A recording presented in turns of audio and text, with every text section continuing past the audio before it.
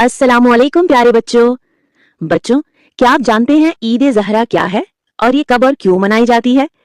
तो आओ आज मैं आपको ईद ज़हरा के बारे में बताऊंगी।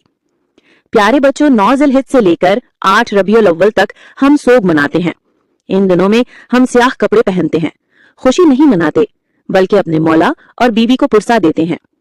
8 रबीउल अव्वल को हमारे इमाम हसन अस्करी अलैहिस्सलाम की शहादत होती है। इस दिन हम इमाम ज़माना अलैहिस्सलाम को उनके बाबा का पुरसा देते हैं। इसके बाद अय्याम अज़ा खत्म हो जाते हैं। फिर 9 रबीउल अव्वल को हम सब अच्छे और रंगीन कपड़े पहनते हैं क्योंकि ये दिन है ईद ज़हरा का।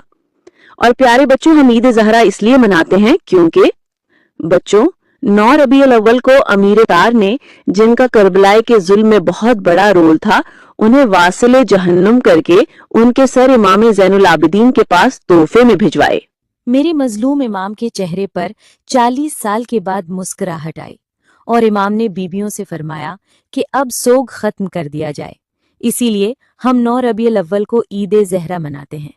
और बच्चों, दूसरी वजह यह है कि इसी दिन हमारे इमाम मेहदी अलैहिस्सलाम की ताजपोशी हुई और मनसबे इमामत मिला।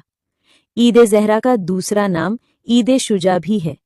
ईद शुजा इसलिए कहते हैं क्योंकि उस दिन अमीर मुख्तार ने अपनी शुजाहत दिखाई और करबला के दुश्मनों को वासिले जहन्नुम किया। तो प्यारे बच्चों, अब आपको पता चल गया होगा कि 9 रबीउल अव्वल को हम क्यों ईद ज़हरा मनाते हैं।